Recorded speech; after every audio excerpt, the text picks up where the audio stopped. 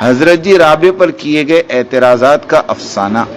اس باب میں ہر کوئی دیکھ سکتا ہے کہ ان اعتراضات کی حقیقت کیا ہے اور مزید یہ کہ وہ کس حیثیت کے حامل ہیں۔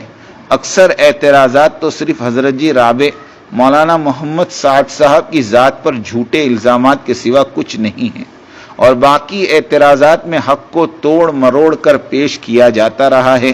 یہی وجہ ہے کہ ان اعتراضات نے حضرت جی رابع کی معنویت کو کمزور نہیں کیا، اور نہ ہی یہ اعتراضات حضرت جی رابع کو غلط ثابت کر سکے۔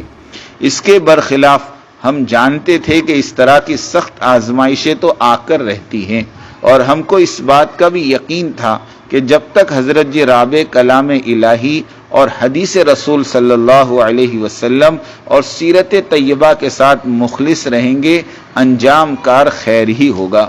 امید ہے کہ عالمی امیر حضرت جی رابع اور ان کے مامورین کو اللہ تعالیٰ اس زندگی میں اور آخرت میں بھرپور خیر سے نوازے گا، اور ہم تمام کو اس معاملے میں استقامت عطا فرمائے گا۔ تاہم ہمیں اللہ تعالیٰ کے ارشاد کو بھی ہمیشہ اپنے ذہن میں رکھنا ہوگا، وَجَعَلْنَا بَعْضَكُمْ لِبَعْضٍ فِتْنَةً أَتَصْبِرُونَ وَكَانَ رَبُّكَ بَصِيرًا۔ ترجمہ: اور ہم نے تم میں سے ہر ایک کو دوسرے کی آزمائش کا ذریعہ بنا دیا، کیا تم صبر کرو گے؟ تیرا رب سب کچھ دیکھنے والا ہے۔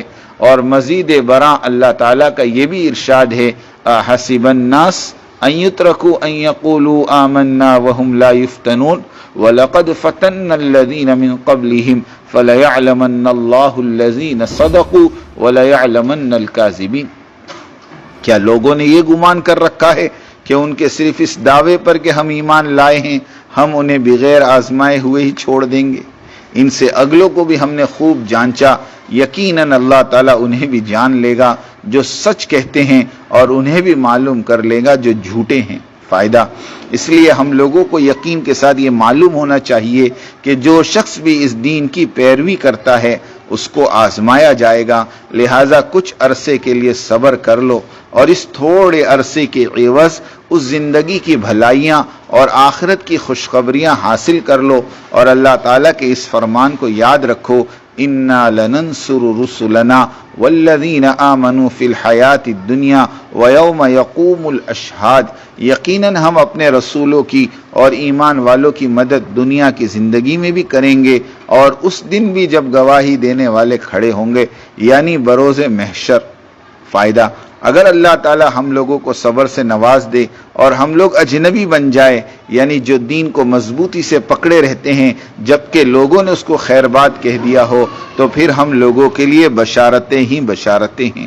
ان لوگوں میں ہمارا شمار ہوگا جن کے بارے میں رسول اللہ صلی اللہ علیہ وسلم نے فرمایا، بدأ الاسلام غریبا، اسلام اجنبیت کی حیثیت سے شروع ہوا تھا اور اسی حیثیت سے واپس ہوگا، جس طرح اس کا آغاز ہوا تھا، یعنی اجنبی ہو کر رہ جائے گا۔ لہٰذا اجنبیوں کے لیے خوشخبری ہے جنت کے طوبہ درخت کی۔ صحابہ نے عرض کیا، یا رسول اللہ، اجنبی کون ہیں؟ آپ نے جواب دیا، وہ لوگ جو اپنی اصلاح کرنے میں لگے رہتے ہیں جبکہ لوگ فاسق اور فاجر ہو گئے ہوں۔ فائدہ: یہ بات قابل غور ہے کہ مخالفین نے حضرت جی رابع کی عمارت اور دعوت کی حسی اور معنوی یعنی علمی حیثیت ہر دو طرح سے ختم کرنے کی بہت کاوشیں کی۔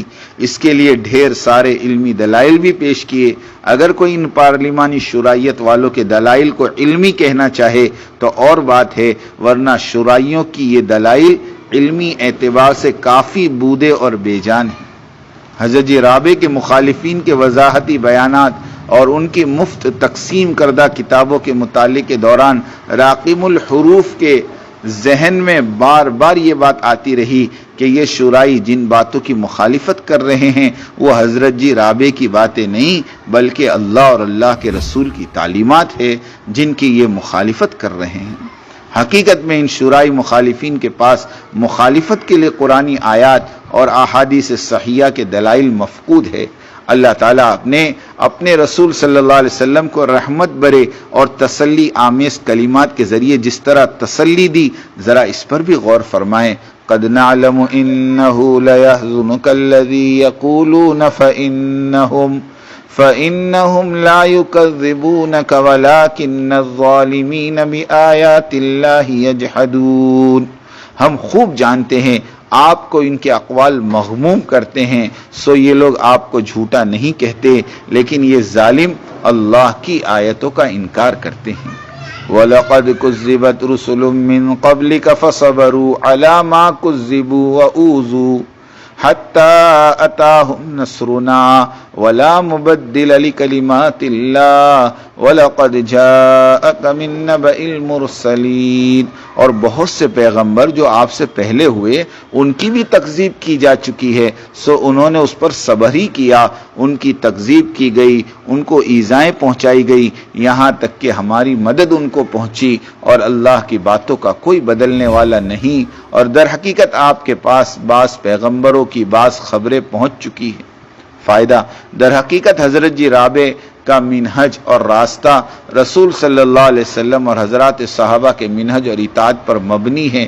یعنی ایسی صورتحال میں جب لوگ قرآن اور سنت اور سیرت کے مطابق سچی دعوت کی طرف رجوع کرتے ہیں تو ان پر طرح طرح کی اذیتیں اور طرح طرح کے لیبل چسپاں کیے جاتے ہیں جو سابقین داعیوں مثلا شیخ ابن تیمیہ وغیرہ اکابرین دعوت پر لگائے گئے تھے اور آپ کے معتقدین پر چسپاں کیے گئے تھے.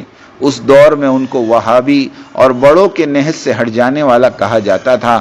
آج وہی الفاظ اور ٹائٹل امیر عالم حضرت مولانا سعد صاحب دامت برکاتہم پر کسے جاتے ہیں.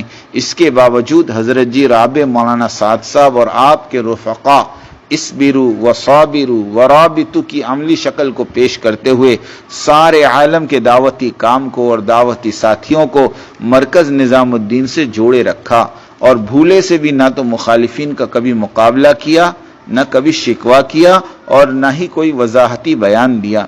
اس طرح حالات کو موڑنے میں اور دعوتی کام کو نہج ما انا علیہ و اصحابی پر لانے میں کامیاب ہوئے. صرف ہند اور سندھ ہی نہیں بلکہ ساری دنیا کے 210 ملکوں کے خطے ارضی پر مختلف فکروں اور کوششوں سے اور متوجہ اللہ رہ کر بڑے ہی صبر اور تحمل کے ساتھ مسنون دعوتی ترتیب کو بحال کیا، جو اس صدی ہجری کا سب سے بڑا کارنامہ ہے. مبارک ہے وہ ساتھی اور علماء اور پرانے حضرات جنہوں نے حضرت جی رابع کے شانے بشانے کھڑے ہو کر اپنے اپنے ملکوں میں اس دعوت مسنونہ یعنی عمارتی نظام کو قائم کیا، رواج دیا. اس کام کے خاطر جیل خانے بھی گئے، پولیس اور ایجنسیوں کی سختیاں، شورائیت والوں کی طرف سے سختیاں اور دھمکیاں اور ایذا رسانیوں کو بھی برداشت کیا. یہ واقعہ ہے کہ حق پر چلنے والوں ہی پر سب مصیبتیں آتی ہے. انگریزی ہندوستان میں علماء حقانی ہی طرح طرح کی مصیبتوں کا نشانہ بننے رہتے تھے. حضرات نانوتی، گنگوہی، مدنی رحمہم اللہ اجمعین پر ڈھائی گئی صعوبتیں اس کی زندہ مثال ہیں. اور باطل فرقے والے مثلا قادیانی، پرویزی، شیعہ، بریلوی، ان فرقوں کا ماننے والا سکون سے جیتا تھا. ان میں سے کسی کو کبھی جیل نہ ملی، نہ ہی مقدمے ان پر چلے، نہ ہی ایجنسیوں نے انہیں پریشان کیا. البتہ یہ سب ادارے ان باطل فرقوں کی پشت پناہی کرتے تھے. بالکل اسی طرح آج کے شورائیت والوں کا حال ہے. نہ ان میں سے کسی نے جیل دیکھی، نہ قید کیے گئے، نہ مارے گئے. بالکل اسی طرح محفوظ اور مامون رہے جس طرح سابقہ دور میں سابقہ باطل فرقے تھے. اور عمارت والے جیلوں کوٹ کچہریوں میں کبھی گنڈے انہیں دھمکاتے ہیں تو کبھی ایجنسیاں. آج بھی مسلمان ہماری اس بات پر ایمانداری کے ساتھ غور کر لے تو عمارت کی حقانیت اور شورائیت کے باطل ہونے کا فیصلہ خود کر سکتے ہیں. اسے کسی اور دلیل کی بھی قطعاً کوئی ضرورت نہیں رہے گی، اس لیے کہ حضور صلی اللہ علیہ وسلم کے وقت سے لے کر آج تک حق والوں کے ساتھ یہی سلوک ہوتا رہا ہے. ہند و پاک میں ڈھونڈنے سے بھی کوئی ایک شورائی بھی ایسا نہیں ملے گا جس کو قانون، پولیس، ایجنسیوں نے قید کیا ہو، یا اس کے گھر پر جا کر اہل خانہ کو پریشان کیا ہو، یا کسی اور طرح سے ستایا گیا ہو. اس سے بڑھ کر اور کیا دلیل پیش کی جا سکتی ہے عمارت والی تبلیغ کے حق ہونے کی؟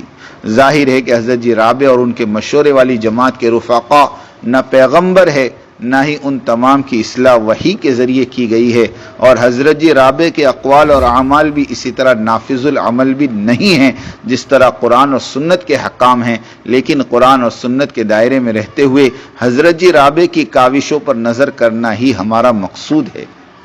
یہاں یہ دیکھنا ضروری ہے کہ کس طرح حضرت جی رابع نے قرآن اور سنت اور سیرت کی تعلیمات کو اپنے ماحول میں نافذ کیا۔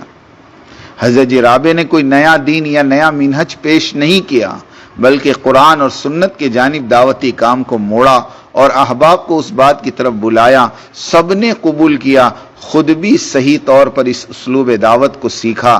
آپ کے اندر اس بات کو سمجھنے کی معقول صلاحیت تھی کہ اس دور میں اور اس ماحول میں ان کی تعلیمات کو کس طرح نافذ کیا جائے، اور ہمیں یقین تھا کہ یہ ترتیب دعوت ان حالات میں ضرور انقلاب پیدا کرنے والی تھی، سو وہ کر بھی گئی، اور یہ تبدیلی کلید اور کنجی تھی فتح اور کامرانی کی، جو اللہ کی مہربانی سے حضرت جی رابع اور ان کے متبعین کی کاوشوں اور جد و جہد کے ذریعے وجود میں آ گئی۔ اللہ رب العزت اسے اپنے فضل و کرم سے آباد اور شاداب رکھے۔ حضرت علی کی خلافت اسد الغابہ میں ہے کہ حضرت علی رضی اللہ تعالیٰ عنہ فرماتے ہیں، نبی کریم صلی اللہ علیہ وسلم کا جب انتقال ہو گیا تو مجھے یہ خیال تھا کہ خلافت کا میں زیادہ مستحق ہوں، لیکن تمام مسلمان حضرت ابوبکر صدیق رضی اللہ تعالیٰ عنہ کی خلافت پر متفق ہو گئے تو میں نے ان کو امیر اور خلیفہ مان کر ان کی اطاعت کی۔ پھر جب حضرت ابوبکر صدیق رضی اللہ تعالیٰ عنہ مرض الموت میں مبتلا ہو گئے تو میرا گمان تھا کہ وہ خلافت میرے علاوہ کسی کو نہیں دیں گے، تو انہوں نے حضرت عمر فاروق رضی اللہ تعالیٰ عنہ کو خلیفہ مقرر فرما دیا، تو میں نے ان کو خلیفہ تسلیم کر کے ان کی اطاعت کی۔ پھر جب حضرت عمر رضی اللہ تعالیٰ عنہ مرض الموت میں تھے تو میرا خیال تھا کہ وہ منصب خلافت کو میرے علاوہ کسی کو سپرد نہیں کریں گے، انہوں نے اس معاملے کو 6 حضرات کے سپرد فرما دیا، ان 6 میں سے میں ایک تھا، انہوں نے حضرت عثمان غنی رضی اللہ تعالیٰ عنہ کو خلیفہ بنا دیا، تو میں نے بھی ان کو خلیفہ تسلیم کر کے ان کی اطاعت کر لی۔ پھر جب عثمان غنی رضی اللہ تعالیٰ عنہ کو شہید کر دیا گیا تو لوگوں نے بلا کسی جبر و اکراہ کے مطیع ہو کر مجھ سے بیعت خلافت کر لی۔ اسد الغابہ جلد نمبر 4 صفحہ نمبر 31۔